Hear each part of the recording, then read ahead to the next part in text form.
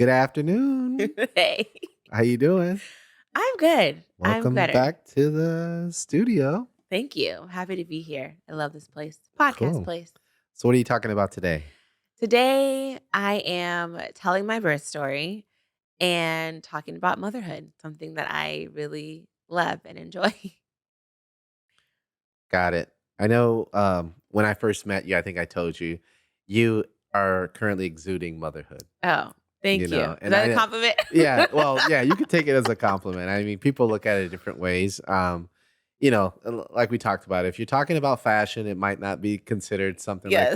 that. Or if you're talking about dating and relationships, because sometimes those two are on opposite sides. Yeah. But you're definitely exuding motherhood. But you also look like you're getting a lot of fulfillment from it. So that's what I think is Yes. cool. Yes, I definitely am. Um, I want to tell my birth story because I had my first baby last year and I had my second one this year. And I told people here and there the story of my children, but I feel like it's really powerful and has some good tools in it. So I want to share it here on the podcast today. That means we must be pulling up the Instagram page. Okay, let's All do right. it. Oh my goodness. There it is. All right. There I So am. There's my kids.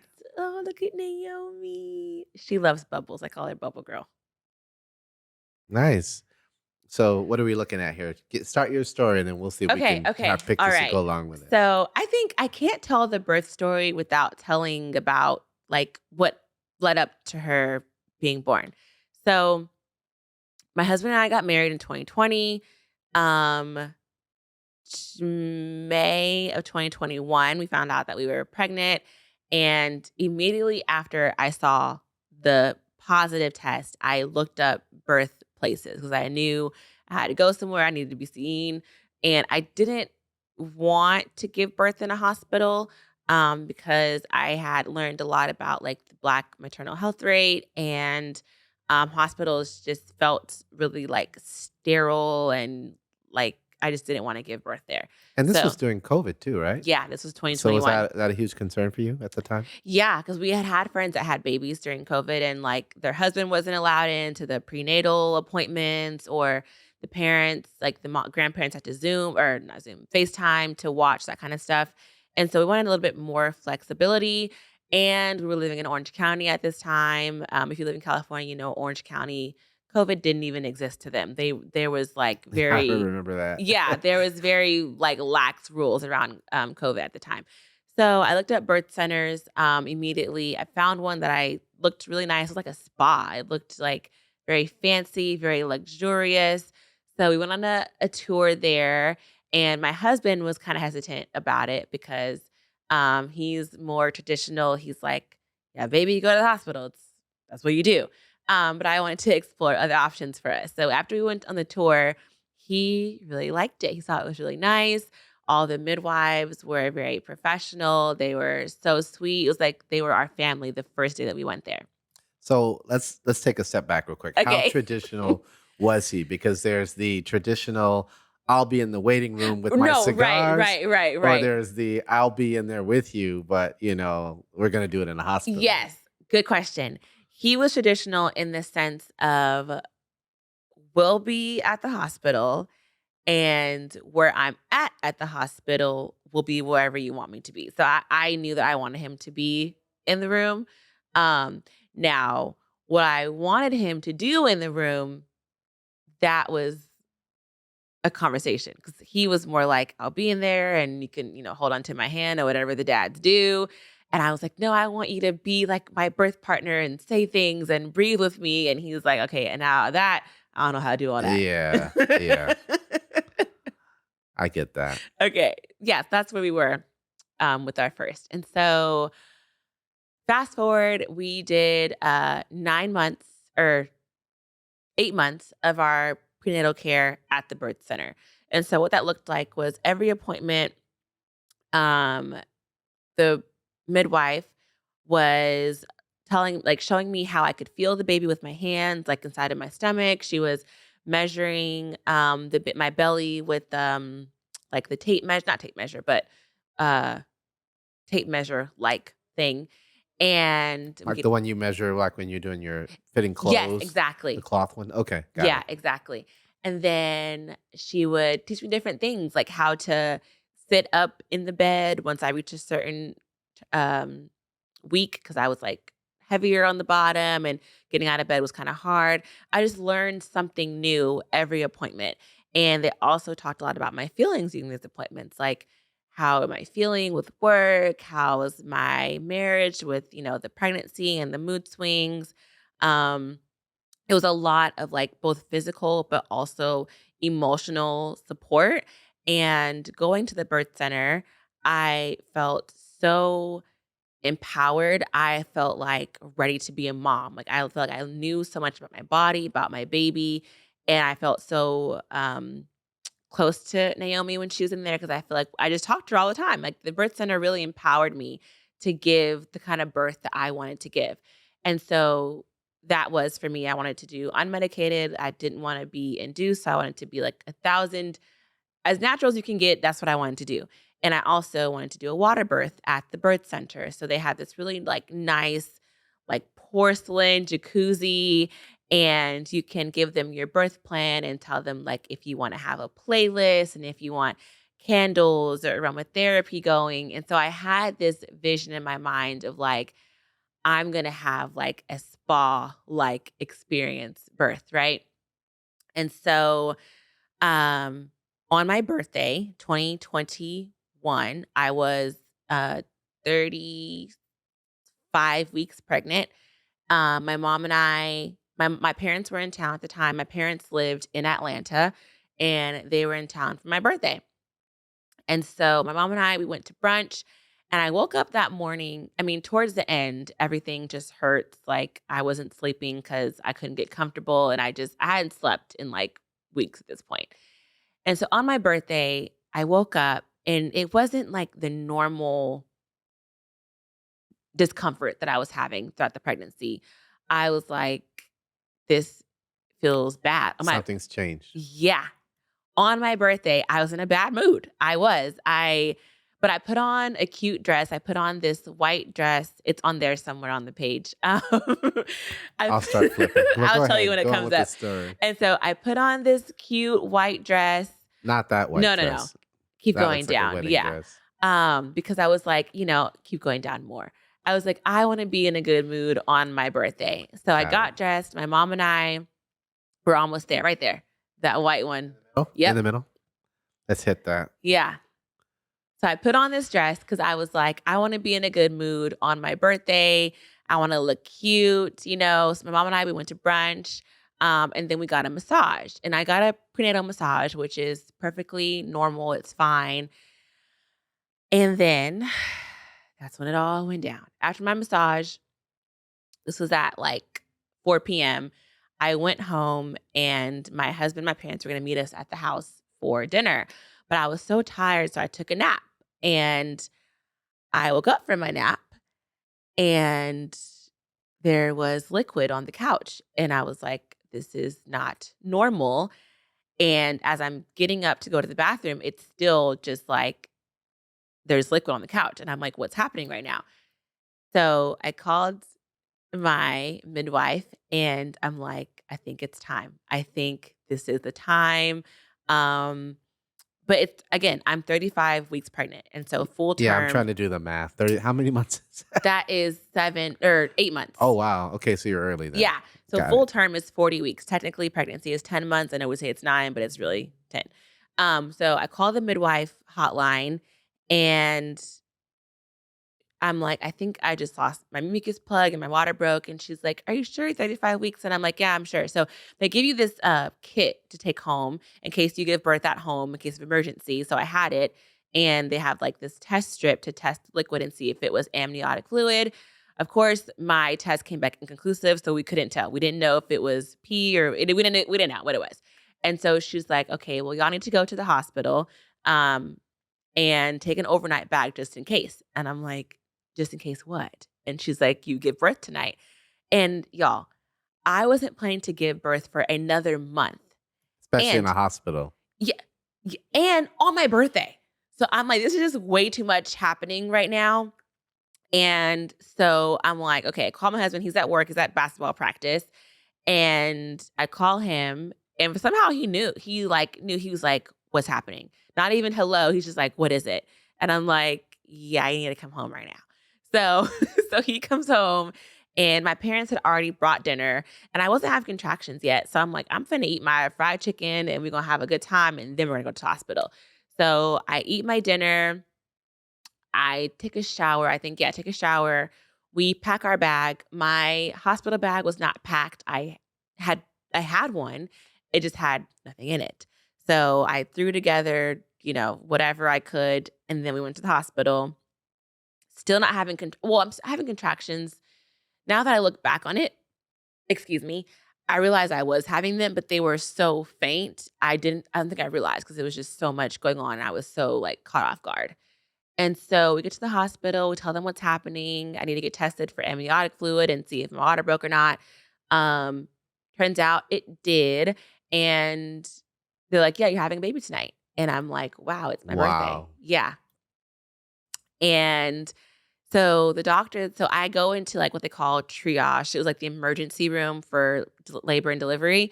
And the first doctor was like, "Yeah, we're going to go ahead and induce you and give you a C-section and all that." And I'm like, "Hold on, sir.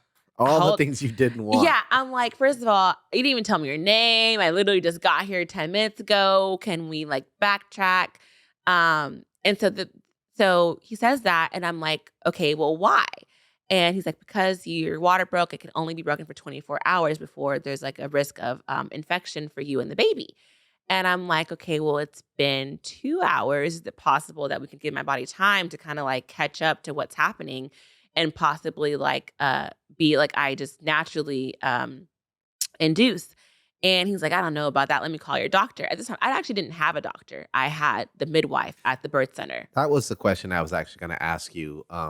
So and I'm just asking for people who maybe consider doing this like you Yeah, did. Do you feel were you fully supported medically? Was it backed by doctors? Was it associated with a at the birth center. hospital, Yeah, yeah. in case something happened, that type of thing? Yes, very good question. So, all birth centers are different in terms of the certifications and the degrees, I guess, of the midwives. My midwives that I would recommend 1,000 times, they were, how do I say it? They were nurse midwife practitioners.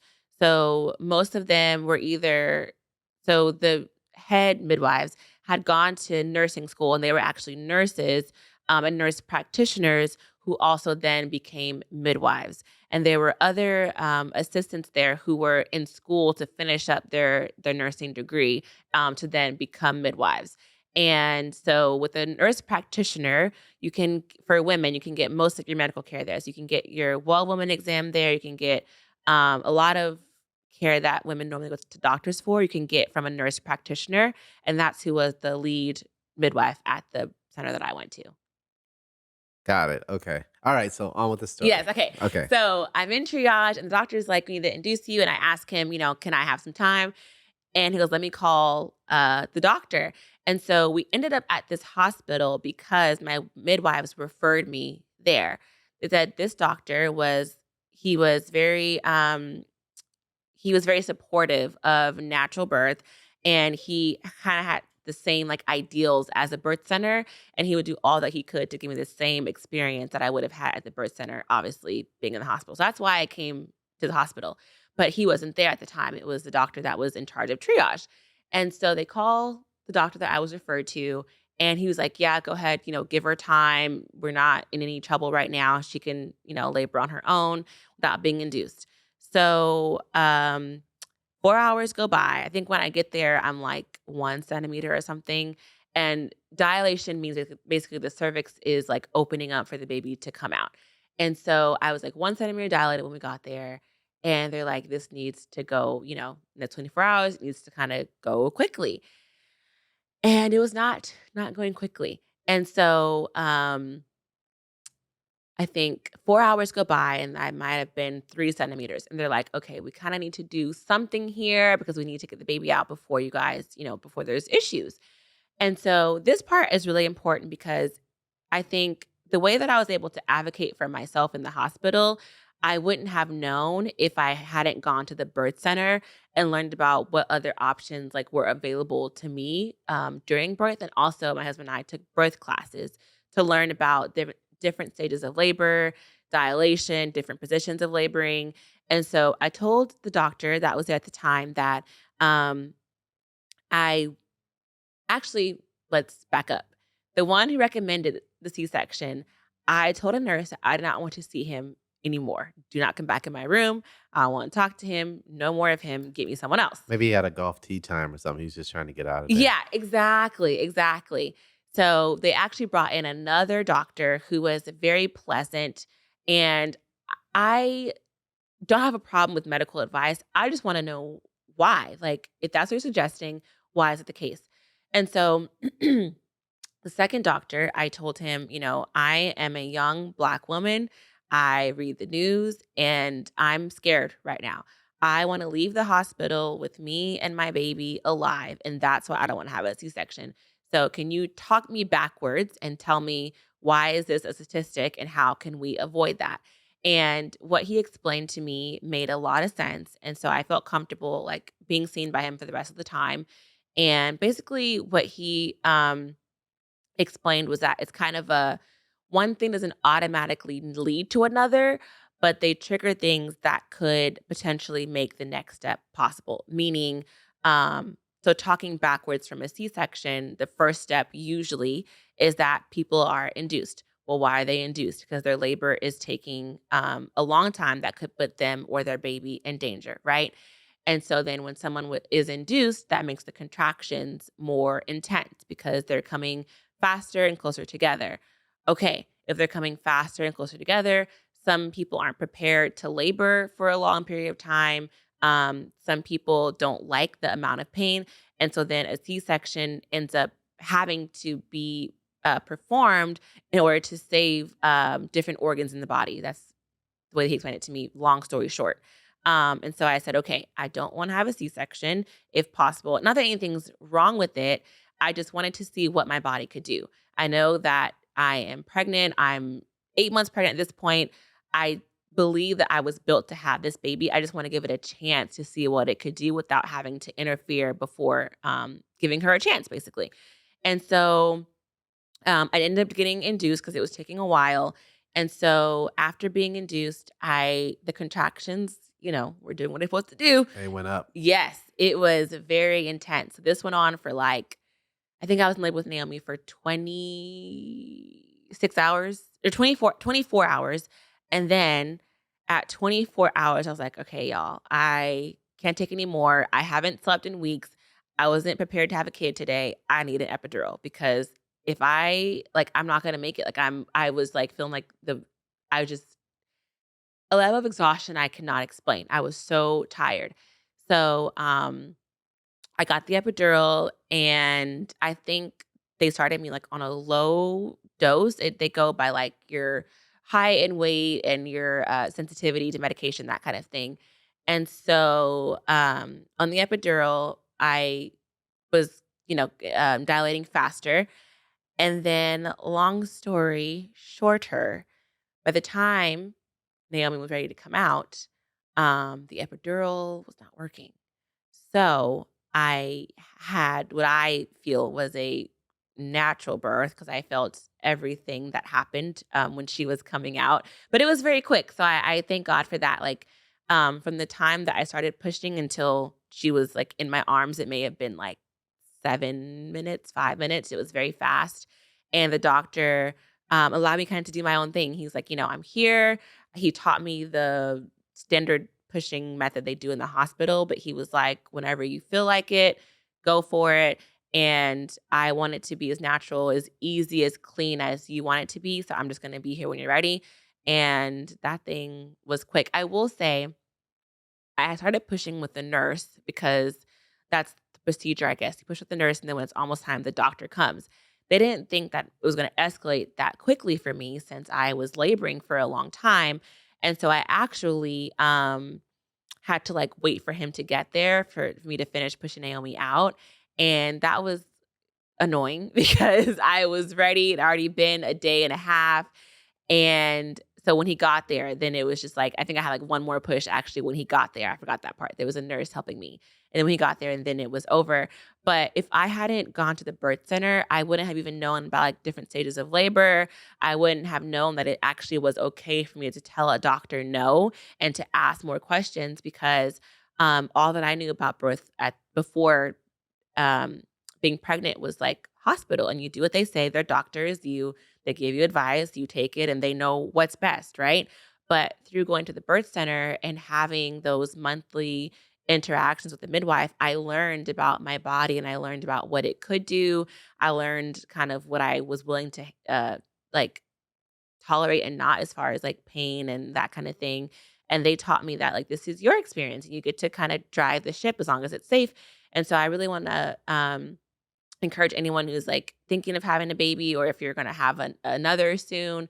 Not that you have to go to a birth center, but a birth is a really important experience and it's your experience, it's your body. And as long as you're being safe, I would encourage you to ask questions or explore options that are maybe untraditional to your culture or to your family or society and see what kind of experience you can have. Even though I had Naomi in the hospital, it was a very pleasant experience. The care team that we had was like phenomenal. I didn't feel that I was just a number. I felt like they all knew my name. They called her by name when they came in the room. They called Tony by name when they came in the room. And so for our second baby, we went back to the same hospital and kind of similar but not experience. He also was early. He was 36 weeks, but from starting labor to him being born was like 5 hours. His was very, very, very, very, very quick. But all this to say that I knew that I could do it because I was educated about what birth was and what my body could do if I asked questions and if I pushed back a little bit. So you didn't do the birth center on your second child, right? No, because with the hospital experience with Naomi, it was low key like a hotel. They brought me food around the clock. We had a suite. I had a water view in my room. The food was good. On the first night, we got like a fancy meal option. So they brought us like steak and apple cider. And I was like, this is luxury. Steak and apple cider. Well, yeah, Okay. this is a That sounds luxury. like the hospital version of luxury. But now, is that something that they offer as part of the whole prenatal or the whole pregnancy program or Yeah. okay, So they offer, the as long as as long as the person's admitted, you get, like, around the clock meals got because it. nourishment is important if you're gonna breastfeed. And had you known that ahead of time, let's say before you chose the birth center, would you have gone with the hospital instead of the birth center? Probably. Okay. Yeah. So and that was that was a question I had because a lot of people think like, you're saying, "Oh, I want the most natural thing possible. I want the midwife. I want this whole experience." You ended up getting none of that, right? Mhm. And actually going through a traditional hospital pregnancy. And thank goodness that you were able to get that personal experience of being able to push and feel that. Yeah. Yeah. You didn't tear, I assume. No, neither Oh, time. good. Yeah. So there, It's, yeah, like, miraculous. yeah. Well, they say what do they say? The childbearing hips or whatever. Yeah, yeah, So that all worked out. So yeah. that part is good. So you got that experience, but you don't feel like, okay, like, "Oh, I wasted all my time doing the birth center." You feel like you were empowered there. Yeah, yeah. I really feel like I needed what I learned there, not only to give birth, but also to be a mom. The biggest takeaway from the birth center to me was that I felt empowered to make decisions that were best for me based on like my family's lifestyle and not just like what I saw everyone else doing when they had babies. So the money that we spent at the birth center, we didn't get it all back. We got some of it back, but even if we didn't, I think just the value I got from learning how to feel my baby, learning how to speak up for myself, learning hospital terms, it was all worth it to me, even though we didn't get to birth there. Okay. So now let's fast forward. We've Mhm. got 2 kids at home. Yes. One is the older one is how old? She's 1.5, Okay, and the younger is 3 months. 3 months. Yeah. Congrats. 4 months, Wow. something like that. Yeah. I think I got a clap button here real quick. Wait, let's see. There's our clap button. Thank you. Okay. Yeah. And so now you are very much into the mom thing Yeah. by default, obviously Yes. with 2 young kids. How is that? How is that impacting your relationship? What kind of steps are you taking to sort of maintain that relationship despite the fact that you have these 2 young kids at home? Yeah. That's so funny. I actually put a clip on my Instagram story yesterday about this. So everyone always told me like sleeps when the baby sleeps. So that way you get to sleep. And in my personal opinion, that was the worst advice I ever got. Because when the baby is sleeping, that's when I can hang out with my husband, I can take a shower, I can text my friends back. So to answer your question, when the kids are asleep, that's when Tony and I get to hang out. We watch TV. Even though we both should be trying to take a nap and get our rest, we like each other a lot. So we really want to hang out. So we're, trying to watch our shows still. We're watching Jack Ryan now. Um, Last season, right? Final yes, season? yes, Yeah. yes. The last season, we love that show. And we also like we have 2 kids. We can't escape them, not all the time at least. And so we bring them like into how we hang out. So we've done like some family park days where like Tony and Naomi, they'll play on the slide and she loves bubbles. They do bubbles. Josh and I like go for a walk while they're doing that. And so we have our private time, but we also try to bring the kids into that because they're our kids and we can't leave them all the time.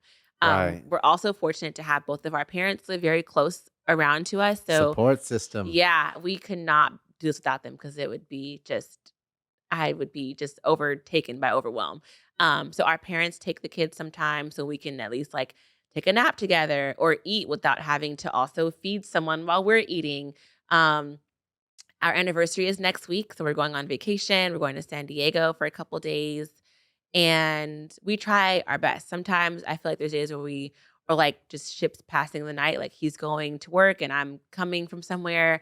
So not every day we get like that deep connection that we used to have before kids, but we try our best in the pockets of time that we do have. Right, that's nice, and I can speak from experience in saying that, for a lot of couples, if you think of, a couple and you have the husband and the wife, and then there's a line in between. When you have the baby and that's like the bottom of the triangle, Yeah, it's it good. should still be a triangle. There should still be lines going from the wife to the baby and the husband to the baby and one between husband and wife. But Yeah. what ends up happening is that one between husband and wife goes away. And so Yes. now your whole relationship goes through that baby. Yeah. And I will say this, it is the most natural feeling in the world, but it's something you have to fight Yeah. because, Yes. Yeah. ultimately that kid's gonna grow up and go and you wanna have a relationship. So Right. you have to force the date nights. You have to put them on the calendar. You have to commit to them, Yeah. even if you don't feel like going. Yeah. And then one of the rules that my wife and I would make is when we would go out, it wouldn't be dinner. It'd have to be some kind of experience Yeah. because if you go to dinner, all you're gonna do is talk about the kids, Yeah. right? So instead, it would be, let's go walk in Santa Monica or let's go see a movie or let's go have this experience. And the rule at that That's point good. is can't talk about the kids. Yeah. It's let's work on our relationship, Yeah. on maintaining that. And I think that that really, really helped us. Yeah. And now our daughter's 18, so we're about to be empty nesters, I guess. But Congratulations. yeah, right. It's a whole different level to it now. But Yeah. but I think it's actually helped us now. And so now it's sort of exciting to sort of see what you get to do next. Cause now it's like your kids again. It's like, Yeah. it's our house. What are we Yeah. What are you doing? gonna do? Yeah. So it's funny. That is really good advice. And I didn't realize well, with Naomi, I feel like motherhood really consumed me. It was hard for me to maintain my friendships and like work and business. It was really rough. And then with Joshua, when he was born, I feel like I kind of like knew what I was doing, got the hang of it. And so my husband and I went to see Kevin Hart a few weeks ago, and they take your cell phones and they put them like in this little pouch so you can take pictures and record and stuff. And so that was my first comedy show ever. And so I didn't know they take your phone away. And my parents had the kids, and when I put my phone in that pouch, I was like, "I think I need to leave. I can't do it. I can't do it." Like, what if something happens to them? I wanna see a picture, like and Tony was like, "You're really that mom right now. Like, you're really being her right Yep. now." Yep. And I couldn't believe it. I was like, "Who have I become?" But, after a little margarita, it was fine, but I was like the first 5 minutes, I was like, not having a connection point to them if I needed it, it was really tough. And I was surprised. I couldn't believe it. And after 3 margaritas, you're like, "Oh, mom and dad got it. They've been parents Let's before. add They know one what they're doing. exactly, and that's the thing, They've done like, this before." my parents between me and Tony's parents, there's, like, 8 kids, like, they've had kids before, they've had other grandkids before mine. It's gonna be fine. They're gonna be okay. Yeah, I had to let go. That was scary, but now it's fun. Now I can do it.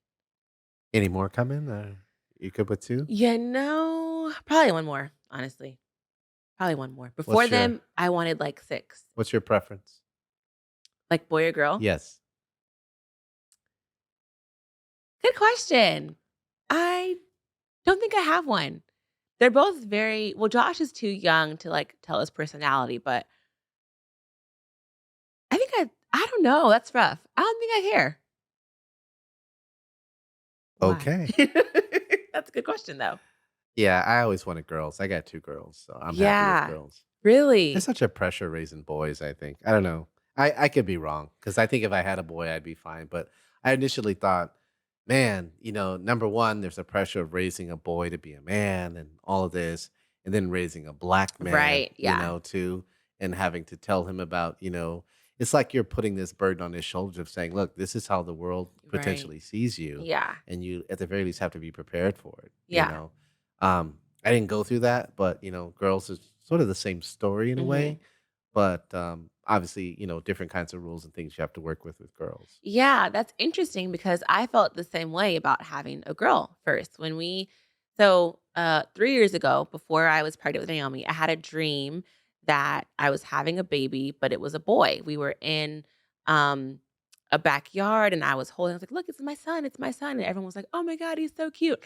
And so when we got pregnant with Naomi and found out that she was a girl, excuse me, I was disappointed a little bit because 'cause I'm like, "Why did I have that dream and we're having a girl?" But I also felt this, like, immense pressure, like, "Can I do it? Can I raise, like, a little Black girl in the times that we're living in?" And I was scared. I didn't know if I could do it, and I also am no stranger to, like, mother-daughter relationships are kind of awkward and they go through this weird phase sometimes, and, um, I was like, "I hope that I can steward this little girl well," and Was I was that a nervous. reflection of your own relationship with your mother as you were growing up? You said the difference in going through these phases. Yes. Okay. Yes, it was. So there were So times where you've you're like, "Mom, just leave me Yes, alone." yes. So you've met my mom, so we're very Yes, I had the pleasure of meeting your mom. Oh, thank Yeah. you.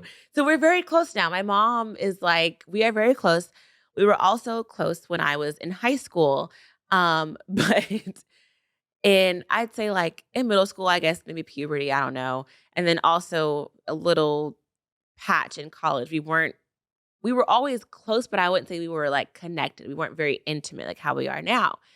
And just from, like, things that I would have wanted my mom to do that maybe she didn't, um, that I was like, "I don't want Naomi to have that experience too." Not that my mom did it intentionally or on purpose. It's just as an adult, I feel like I could have used a little bit more tools in certain areas. Right, right. And I was like, I don't want to unintentionally have the same experience happen to Naomi.